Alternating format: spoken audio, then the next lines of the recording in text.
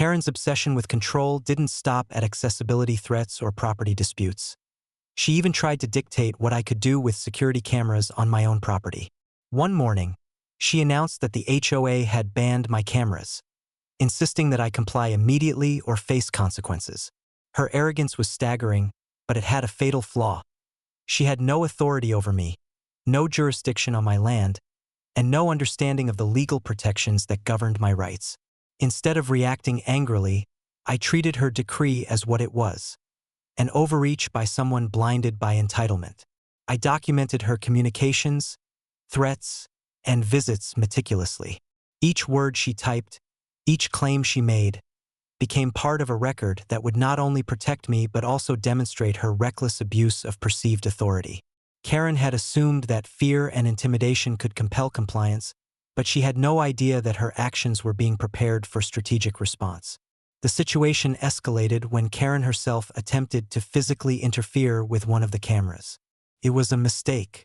I had anticipated such a move, positioning the cameras strategically and ensuring that any tampering would be recorded, documented, and legally actionable. When she reached for the device, her actions were captured in crystal clear detail, providing undeniable evidence of both her intent and the illegal nature of her interference. This was more than a small victory. It was a public demonstration of her miscalculation.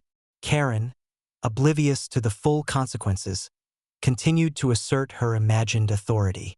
She sent letters, attempted to rally the HOA board, and even tried to involve local authorities, claiming that I was violating HOA rules. But every claim she made crumbled under scrutiny. The cameras were legally installed, my property rights were indisputable, and her attempts at intimidation were clearly documented. What she had hoped would assert control instead highlighted her ignorance, recklessness, and overreach. The turning point came when neighbors began to notice her repeated failures. Karen had positioned herself as a community leader, yet her efforts to interfere with legally protected devices made her appear petty, controlling, and entirely untrustworthy. Each intrusion, each threat, each failed attempt to assert dominance strengthened my standing while diminishing hers. She had assumed that authority could be claimed through threats and intimidation, but she had failed to consider knowledge, preparation, and strategic foresight. By the end of the week, Karen's confidence had faltered. The cameras remained intact, her attempts at enforcement had failed, and her reputation within the community suffered a significant blow. Her arrogance had collided with law, planning, and strategy, and in that collision she had lost. Karen had learned, albeit painfully, that overreach is costly when faced with preparedness, intelligence, and unwavering resolve.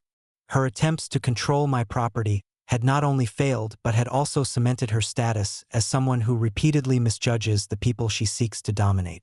Karen's ban on security cameras was meant to intimidate, but it ended up being yet another chapter in her ongoing humiliation. Every misstep, every overreach, and every attempt to assert power became evidence of her recklessness and entitlement.